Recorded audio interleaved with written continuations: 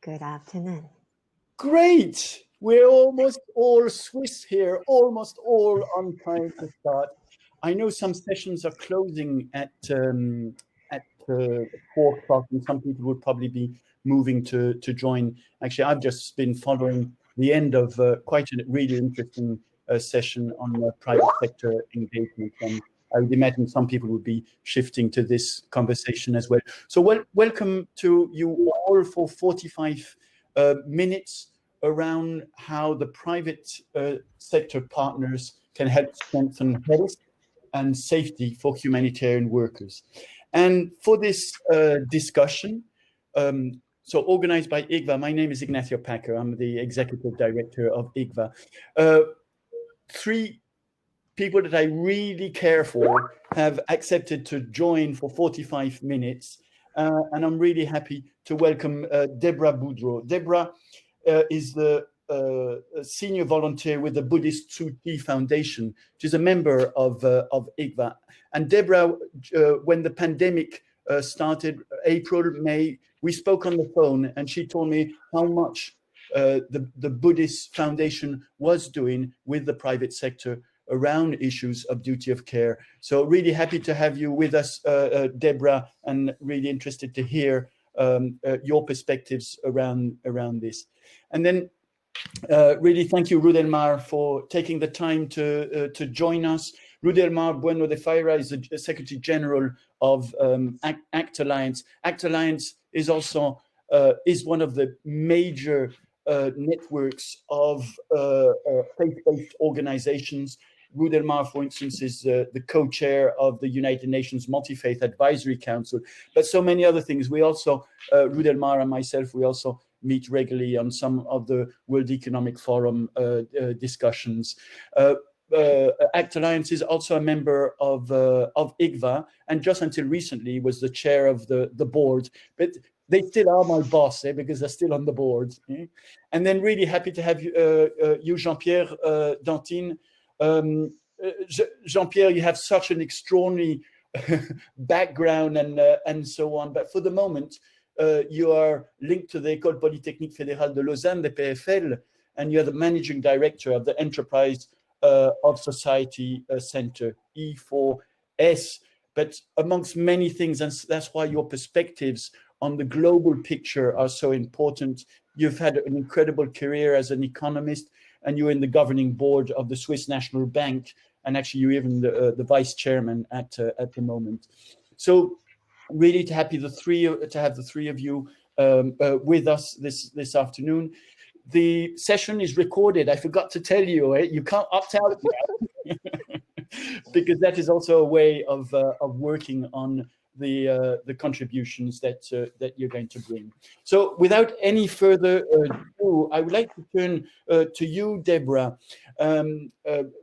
for a little bit of a snapshot of the challenges that you have seen as a first-line responder in humanitarian contexts around with the COVID-19 and entering, and very much linking on how you have been able to work, to stay and deliver during this period. Thank you, Ignacio, and hi, everybody. Currently, I'm in Taiwan. We just have a 6.7 earthquake rocked the boat. So, so far, everyone's still trying to identify what's happened. So that's a very good reminder. Climate urgencies and pandemic COVID is another urgency we are facing. For the challenges as well. For the COVID-19, I share with Ignacio back to April. Buddha Tzu Chi Foundation is a faith-based organization. Through the COVID, currently we reach out 119 countries. There have been around 24 million face masks delivery to more than 87 countries. Until today, at this moment, we're still trying to figure out some of the logistic transportation to some of the countries, so-called remote vulnerable area for delivery. Believe it or not, we just finished the mask, the PPE delivery to Nepal last week. So you can see the transportation, the international communication, and when the challenges happen, what kind of coordination can be. And the most important, those vulnerable in developing countries, we already face the second wave, the third wave. But for vulnerable, they are not even receiving the first wave materials to protect them. So this kind of challenges is really depends on which continents you are. And as a grassroots, the faith-based responders, we face a lot of challenges. The most important one is the international NGO, INGO, the coordination, and also how to identify the government resources. Everybody can be on the same tables. It's very good. WFP provide transportation services to some other countries under their networking. But remember, a lot of faith-based organization, NGO, INGO, they may not be knowing WFP networking. They rely on private partners who help them to deliver the services. For example, recently, we overcome a lot of barriers to deliver the mask to India. India is another major hit area recently, and so many livelihood, food shortage, job skills, so many issues happen right there. But PPE is the basic protection. For the India, the challenges is right there, but we are very grateful. We have a successful stories. Hopefully in the next segment, I can share with you. Wonderful, Deborah. Yes, we want to hear more from you and on these successful partnerships that you have been having with the private sector. Stay and deliver. That has been very much the constant issue that we've been talking about within the NGO community. We have to sustain the ongoing programming. There are, of course, issues that are related to the funding. We forecast that more than 235 million people would need assistance to survive next year. That is 40% increase as compared to 2020. And the UN, the NGOs certainly are really trying to develop as much as they can.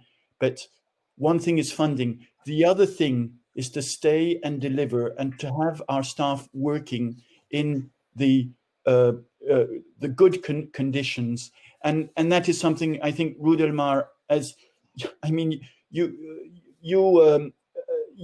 lead on an organization of over 156 churches, working in 120 countries, I think 130 or so organizations. How have you been living this period to make sure that you stayed and delivered, and how you connected also, as Deborah was also saying, with other partners such as the private sector?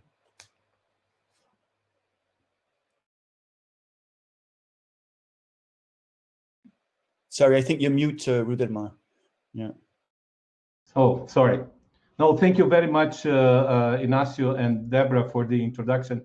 I think what Deborah mentioned is exactly what the ACT Alliance is facing and also dealing with on a regular basis in the more than 125 countries where we have a presence and you are delivering humanitarian assistance. And we are addressing that combined with the new challenges that we didn't have before in terms of stay and deliver.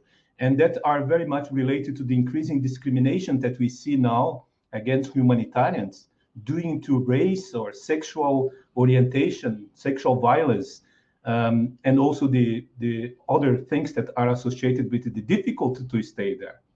And you know, and especially for us, one of the big challenges to stay and deliver is how we will balance what the international staff from our membership have with the to the same levels then provided to the national members. You know, the ACT Alliance 73% of our members, they come from the global south. They are local and national organizations located in remote and conflicting areas. And there are many other issues that provide us difficulties for that. And we see in the cooperation and engagement with the private sector an opportunity to address all of them. And I can go further on that. But I would like just to emphasize some of the issues that sometimes is not very much mentioned in terms of how we view stay and the difficulties to provide duty of care for this humanitarian staff are related with basic things like insurance, for instance. You know that the large and international organizations never operate without insurance cover. Medical evacuation liabilities, facilities, all this is provided. They are fact of life for international organizations. But many smaller organizations cannot afford the same to their staff, and they are forced to operate with no safety net. And if they are injured, arrested, or need some kind of legal assistance, without mention about other issues. But and now, especially in the COVID pandemic, we realized that many of the insurance policies that we have, they are not covering some of the countries the costs related to COVID, which is very complicated also when we consider the duty of care for the staff. But in addition, we have many other issues, and I want to make this specific because that's where I see the private sector engaging in a proper way. One is the communication side. You know that everything about communications is expensive, and that is necessary for programming and also safety of the staff, especially those in the front lines. And that is somehow associated also with technology, because when the image of humanitarian handling out bags of relief to the communities, it still has a place a role to play. But virtually everything needs to safely get that aid workers and the suppliers to the right people requires technology. And we know that computers, laptops, smartphones, alarms, all are expensive. And it's very difficult for also to have reliable brands available in some of the countries. And software, also it's something important because most of the small organizations, they cannot even afford to pay for the software licenses to operate some of the work. And another point that I would like to emphasize, that's to stay and deliver, and of course that's always associated with costs as well, that unfortunately the universal workers being neutral or having the almost automatic acceptance, that is a thing of the past. We know that media, repressive state structures, social media biased, harassment, that is also, and also security forces from many of the countries where we are operating now, we don't have the natural acceptance by these actors. So that makes much more complicated for having duty of care of staff that are at risks. So I would like just to complement, but I agree very much with the initial statement from Deborah. Thank you, Rudelmar. At the opening of the STEP yesterday morning, where I was invited to speak, also with the director of Salesforce, Charlotte, she said, we know nothing about humanitarian aid, but we know about some of the specific areas, and that's where we can contribute. And of course, she was referring in particular to elements around innovation. So really, these are what we hope with this type of discussion, either now or also when we address this in other ways that we can reach out. And Rudelmar, perhaps later on, we can go into also a little bit more some of the asks that can come out from the session. I would like to move away from stay and deliver to turn to JeanPierre, because the second major priority is to act, is to do the obvious, the cheap and effective things to ease the economic and financial pressure on the most fragile and conflict-affected countries. And how does this happen? How are these decisions taken? How to allow the international financial institutions to step up, but also to hear from Jean-Pierre, because I've read and heard from you a lot of the approach that you have and what you're building, also with a lot of partnerships around confronting societal challenges on a more resilient and inclusive economy. So from stay and deliver, which is very much what we know or what we try to do as humanitarians, to more the world of finance and how can we make the economy more resilient and inclusive. Jean-Pierre, can you share some of the elements of challenges, and then afterwards we will go also into how can we engage also.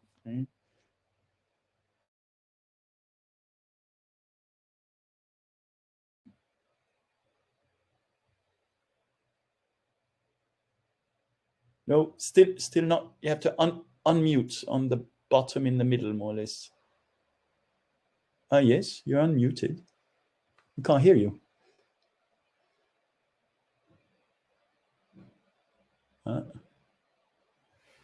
Strange.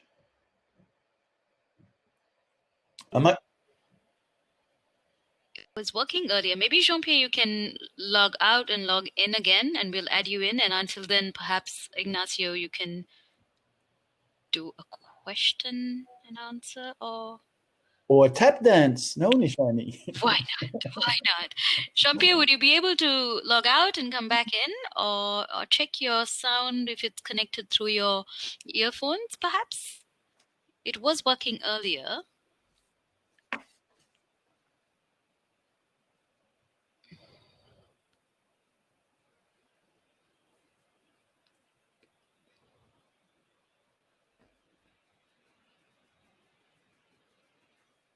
No, best maybe you log out and then leave the meeting, and if you can join the meeting again, or we can't hear you. Yeah, perhaps top right on leave. If you switch on leave, it's going to take you back to the reception, and then come back. Left and yeah. I'm of course very happy to have Pierre with us, because as humanitarians we have to connect more with the thinking around the financial institutions and to see how we can connect in that way. Well, perhaps I tell the audience how we're going to move forward. Of course, we're waiting for Jean-Pierre to come for his inputs, and then I'll be turning back to Deborah.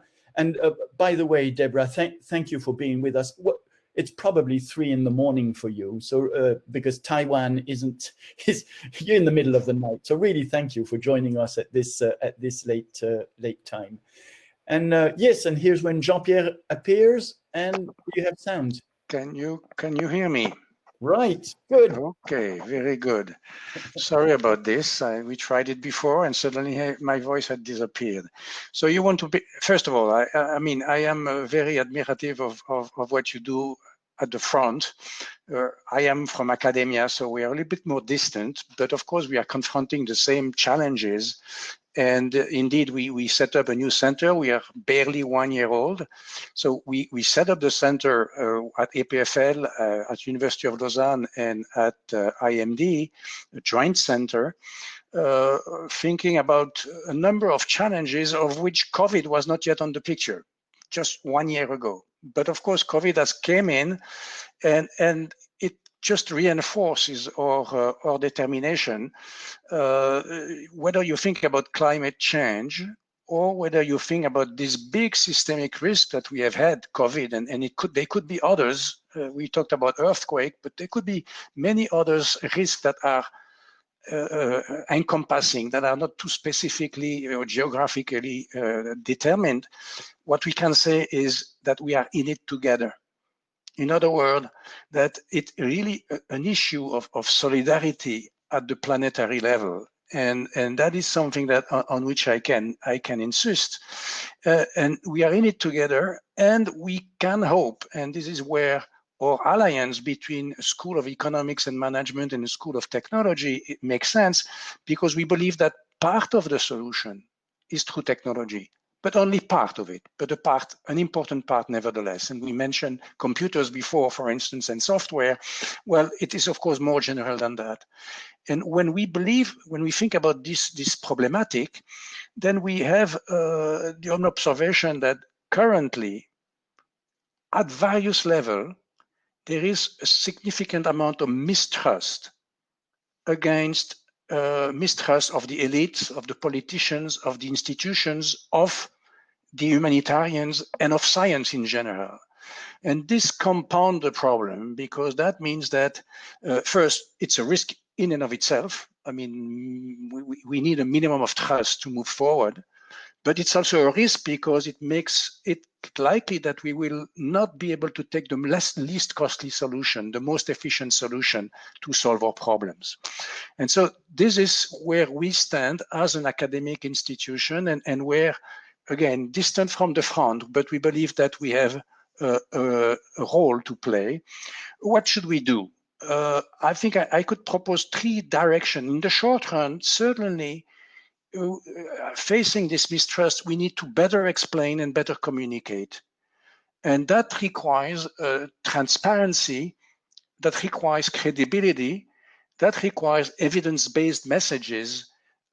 And we are, as institution of higher learnings, we are really conscious of it, and we believe that we have a role to play in order to move step by step in that direction. That's a short-run issue. The longer run, or at least medium-run possibility, is clearly educate and train.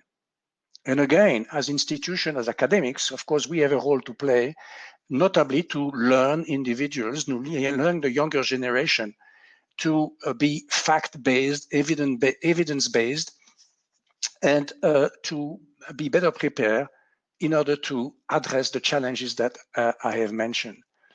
And the third direction that I think is worth mentioning is that we should take better care of the transition cost. We know that in meeting these challenges, meeting these very significant disruptions that we are seeing, globally, we can come out ahead, but there will be winners and losers, and we have to take better care of the losers. And again, this is back to my solidarity message at the beginning of these 3 minutes. Floor is yours, Ignacio. Yes, thank you, Jean-Pierre. And I think I would go. I know it's not the choreography that we have we prepared, but jump directly to another question to you, Jean-Pierre. And it's around the fact-based, the evidence-based.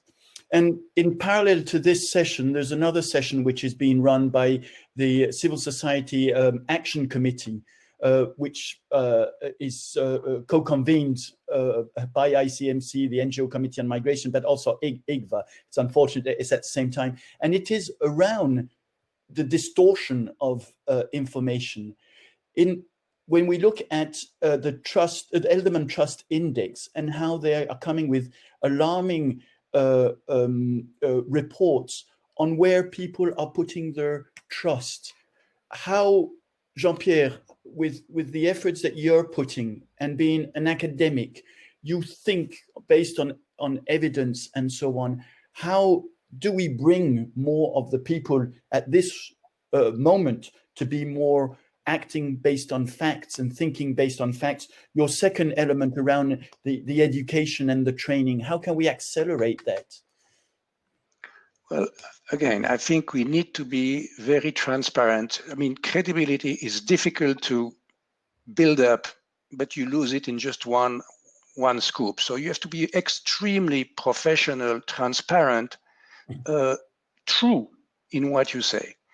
But this being said, I'm talking about medium run, and when I say short run, communication, explaining, being credibly, being transparent, that's one thing. Then there is the rest of it, which is fake news, false truth, and how do you combat the communication and the messaging that goes through social media.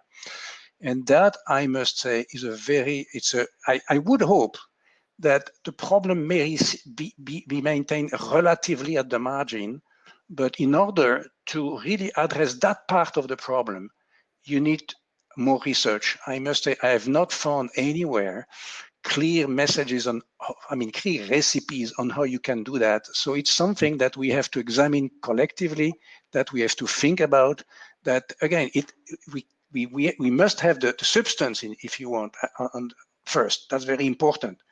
But on the methodology and how to handle social media, how to combat fake news, I don't have any recipe at the moment. This is something that we are researching before we can get to a practical solution. It's a big question for me. Thank you, Jean-Pierre. And that trust building brings us then from the level you were speaking back to Deborah as a frontline worker and the trust with populations as well. And Deborah, with the examples that you're going to be giving, perhaps you can also at the same time try and address at least partly the question that we have in the chat box from Candice Pardy that is very much around that element of trust towards communities, and in particular, she mentions the Rohingya community in Southeast Asia. Deborah.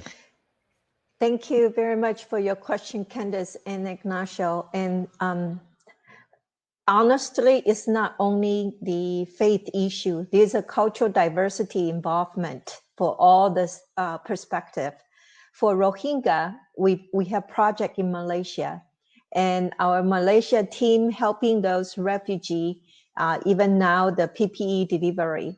It's not easy. You have to build it up the trust through your grassroots interactions. Same delivery model. We always say respect, gratitude, timely, focus, practical, and be respect.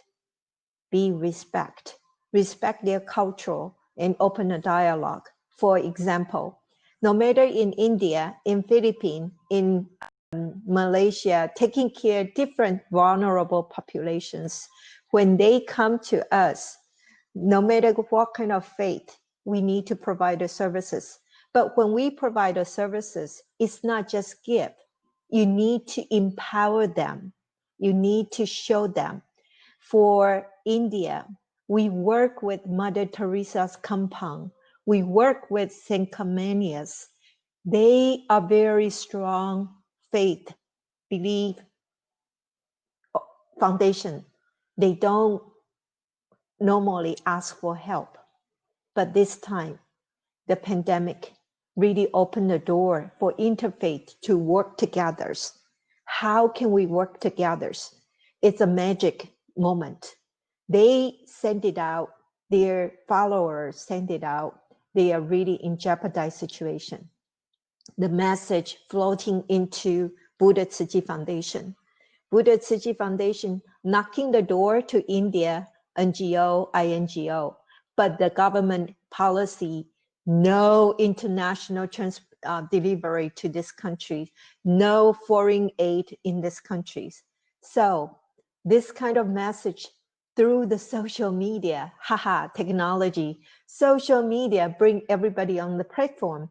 Then there is a UN family, a young generation, they know how to bring the resources together. They just, through the Facebook, they say, I am here, I know who you are, I can help you. So you see what I'm saying? Faith-based organization working with the social media, young generation, open the door to deliver the services to the Mother Teresa compound. And the most beautiful components I would like to share is when we deliver the PPE, it's not only the PPE. You need to consider food.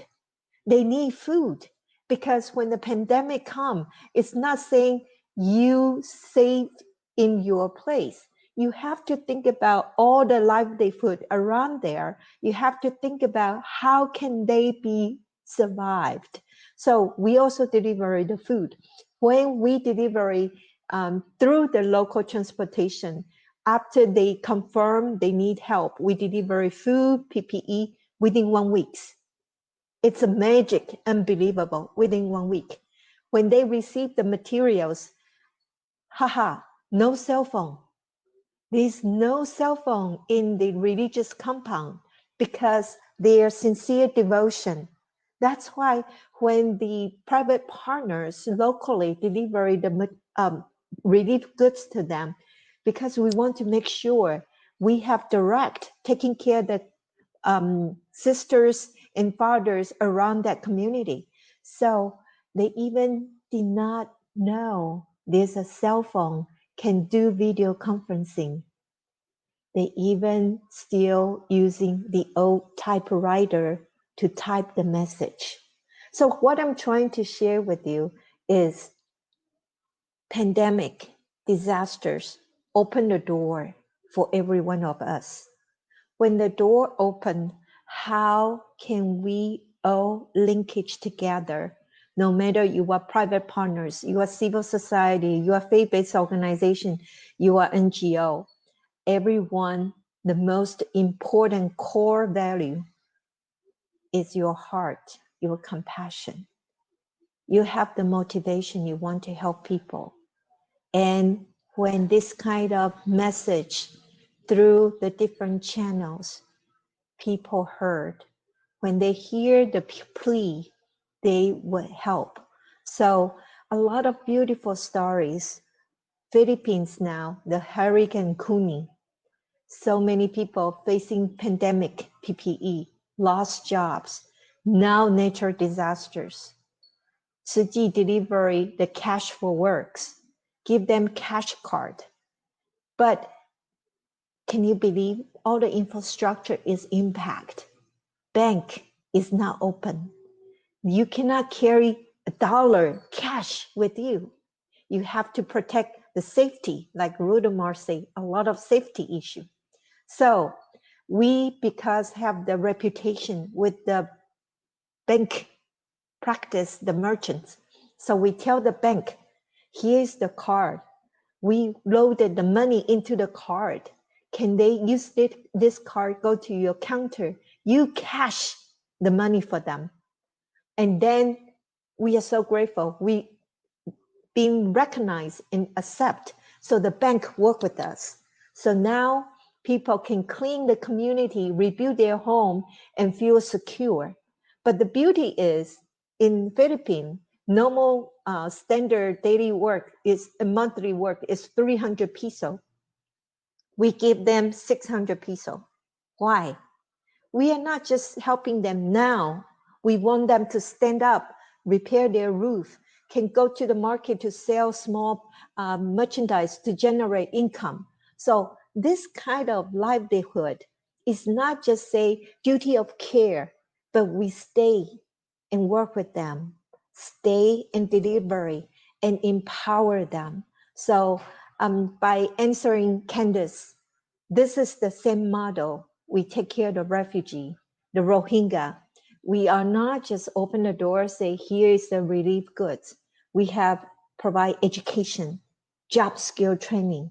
And then for Myanmar, we have quite a few visit our Malaysia refugee camp. We provide safety medical care.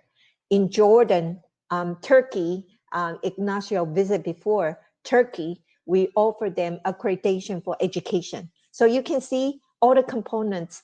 It's really a total care, holistic total care. So that's my contribution. Back to you. Thank you very much, Deborah. And you were mentioning this, what I thought was an incredible visit of your work in Istanbul, and also how you told me that really at very high level, how economic influence can facilitate work, and in particular in this case. I want to turn back to you, Rudolmar. You kindly invited me the other day to a major conference that ACT Alliance organized, a multi-stakeholder action to address COVID-19. And I heard you in the introduction talk about this new social contract to honor the dignity of every human being. So this is very close to that solidarity that Jean-Pierre is calling for. Can you tell us a little bit more and how you're moving this forward with some of the really high-level people that you had at your conference? Yeah, thank you, Ignacio. And I agree very much with what both Deborah and Jean-Pierre mentioned, especially in terms of the impact of this technology, digitalizations in the life of all the business today. And it's very hard to believe that the world will be the same after the pandemic, because this has exacerbated some of the major problems that we had already as humanity, but also has surfaced the dysfunctionalities of a system, a normal, that we believe that was normal, that was not working before. And that will affect everybody, all the sectors, the humanitarian, civil society, governments, multilateral organizations, the educational institutions, and also the private sector. So to believe that the world will be the same, it's a big mistake. And whatever we will do as business as usual will be a failure. So, and also the complexity of the world today will require that we will engage in partnerships in a different way. And we need to overcome some of the mistrust. I think that Jean-Pierre has mentioned that several times, but also the way how you relate to each other. You know, if we consider the private sector, for instance, most of the business will not flourish if acute inequalities will persist, if armed conflict is still present and it's not addressed, and also if climate-related events are not reduced. There is a direct link between ensuring peaceful and inclusive societies with the economic growth that we will have in the future. So I think that we need to have a kind of justice-focused approach for engaging in partnerships and trying to look for engagement of everybody at local level, but also at international level. For humanitarians, we have international organizations operating, some of them multilateral, but most of the first responders, they are in the communities, they are in the places that are hit the most. So I think that this issue of partnership that we have discussed in this multi-stakeholder conference brings some elements that we need to build up on. And we know that many of the private sector, for instance, they have already developed a lot of kind of cooperations in this sense. Starlink, for instance, recently offered free satellites, broadband receivers during forest fires. I think that was in the US or Canada, I don't recall exactly, to help isolated communities and humanitarian workers to communicate because everything was destroyed on that.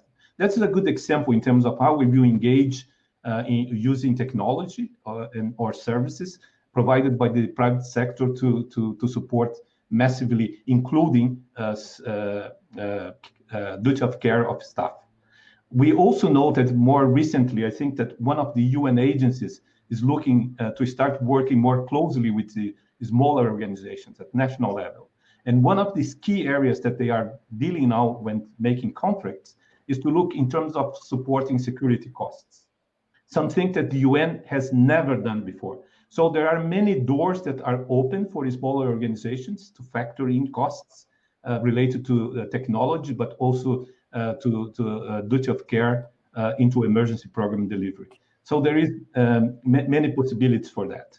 We know that multilateralism is important for addressing some of the challenges that both Deborah and Jean-Marc mentioned, but we also need to recognize that multilateralism needs to be addressed.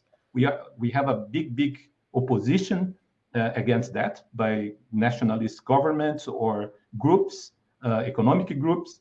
But on the other hand, we cannot just blindly support multilateralism if they are not fitting for purpose. And the issue is how the multilateralism is supporting national organizations, is supporting elements that are crucial in terms of getting space for us to operate as humanitarians in the different things. And one thing that we believe in engaging in these high-level discussions is to address issues of multilateralism, but also to engage with the private sector and with the academia as well, to see how we can provide humanitarian organizations with technology, but also materials that we have mentioned. Like I mentioned, free software and things like that, that could reduce the cost for humanitarian organizations to be able to operate. And I think that there are many important ways, but one thing that I would say, we need to stop thinking that we are operating as we have been doing in the past. That will be a failure for everybody. We need to revisit concept in terms of what's the role of the private sector, what's the role of academia, society, in terms of promoting a world that is much more inclusive, that address these issues of discriminations. That is crucial, because that is the duty of care of staff, the work and the ability to deliver effective humanitarian response depends of values. And these values are important for us, despite of the forces that wants to bring something that is not, as human beings, we need to support. So that is a challenging work, but it's the only way to move forward, to work in partnership, multi-stakeholder engagement, and trying to get the best from the different stakeholders involved in trying to make a world that's much more solid, that promotes solidarity and also inclusion. Thank you, Rudelmar. I'll come back in a moment to you, Rudelmar, but also to Deborah for the last 1 minute pitch before we close. But I would like to turn to you, Jean-Pierre, and keeping in mind also the what Nirmala Sudaram has put in the chat box. So difficult really to answer that question with the time allocated. But E4S, as you said, it's well, the PFL is not new. It's not a startup. Far from that. But you're engaged with a number of partners, and you mentioned IMD as well. And I like the 3 points that you put forward: the one around trust, the one around evidence-based, and the one on meeting challenges, and all that better communication that we do need, because just as NGOs think, at least some parts of NGOs think, that the business sector is something which is one thing, and it's so diverse, and also so diverse by the motivations that are behind, and especially at this moment where some are shifting so strongly. Could you tell us a little bit more about that diversity of this, shall we call it, the business sector? And Deborah touched on the elements of livelihood with the small and medium enterprises, with the ones that, as we do a lot of localization work, they are also localized. But if you could tell us a little bit more, and how can Rudelmar, how can Deborah engage also in the work that you're doing to bridge a little bit that needed better understanding and communication between worlds that sometimes are so far apart, but at the same time, as Deborah said, faith, for instance, can be brought so closely, but also through other values, of course. Well, I'm not sure whether I will answer exactly your question, but what I'm struck in what I've heard so far, with the fact that I am coming from somewhat different world, right? I'm working now with academic institution in the Lausanne area in Switzerland. That is very different from where you do. And yet, when I hear your messages, there is a clear convergence. I mean, yes, what we set up, or the new center that we set up, is the goal is really to help society transition to a new model, to a new world. And that's exactly what Rudelmar said. We cannot go back to where we were. We have to go to something new, which is going to be more inclusive, which is going to be more respectful of the planetary limits, and which is going to be more resilient.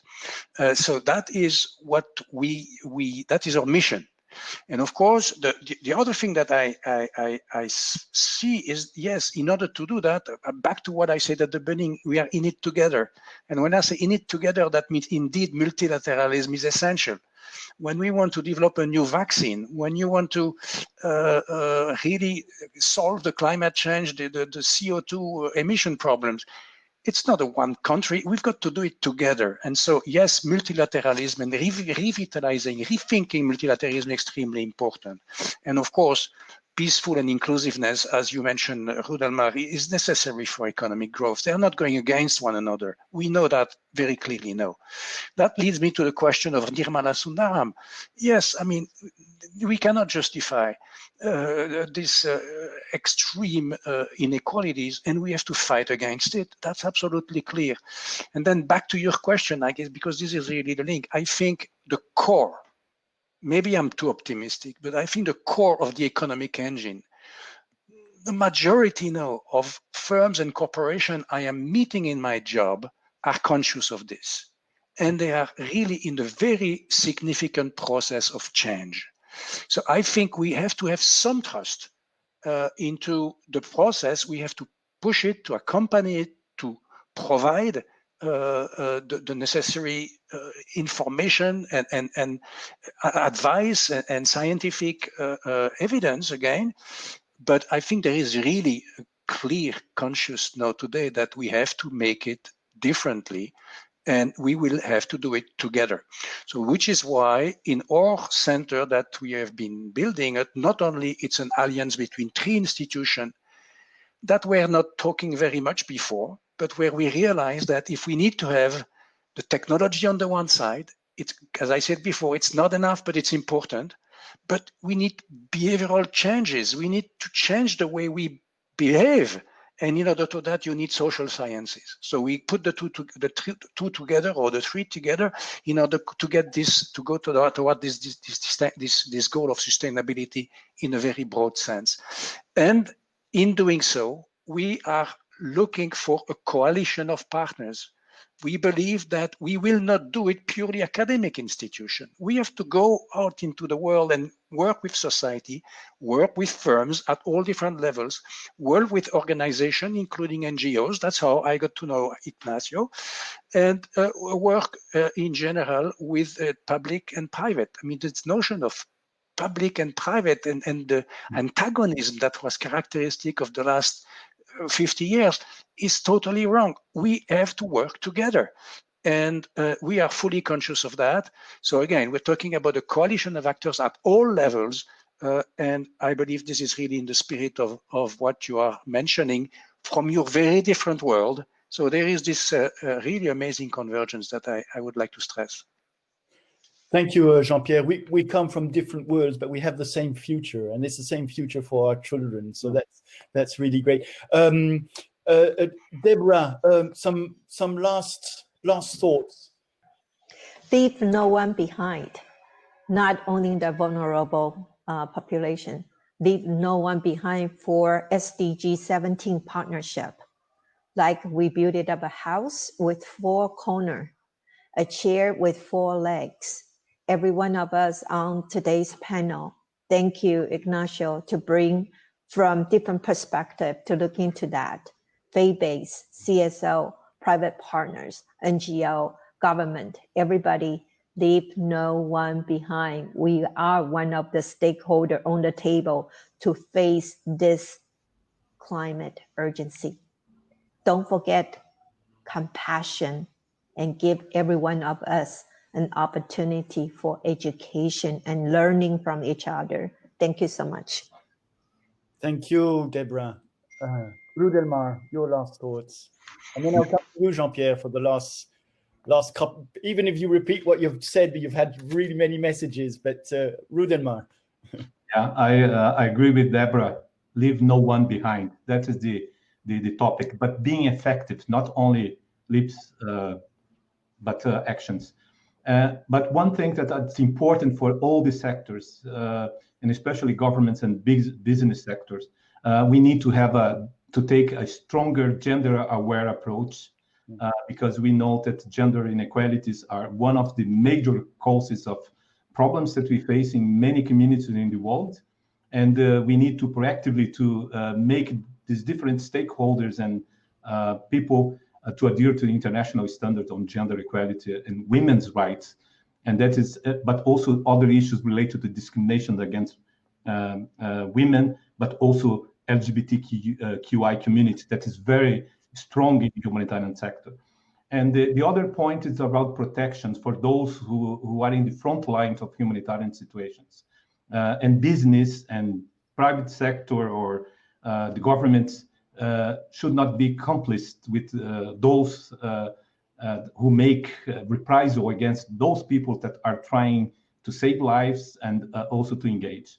I think that, another important thing is just see humanitarian organizations as organizations that need also financial support to invest in duty of care of staff in terms of being able to deliver what you are proposing. I think that's very important, and we need to deliver flexible and effective life-saving assistance to the communities that need the most. And of course, that has a cost associated with that. Thank you very much. Thank you, Rudelma. And Jean-Pierre, your last thoughts. Okay, there would be place for many last words, but maybe very short. Yes, we can. That's great. Yes, we can. So really by working together, by being partners, by rethinking our way of working, and by getting away from the silos, but again, being partners. Great, thank you. Accelerating the changes, we all have to be on board for that. I want to thank very much the three of you for contributing for this discussion. I do think that of course there's more to come. For the time being, I wish Deborah to continue her night, as she's only had half of her night being in Taiwan. And let's hope that the damage of the earthquake are not serious at all. Thank you very much, and speak to you soon. Bye, Rudelmar. Bye, Jean-Pierre. Bye, Deborah, and thank you, Nishani, for the support. And Andrew, I do see you. SDG 17. You must have been really happy with this one.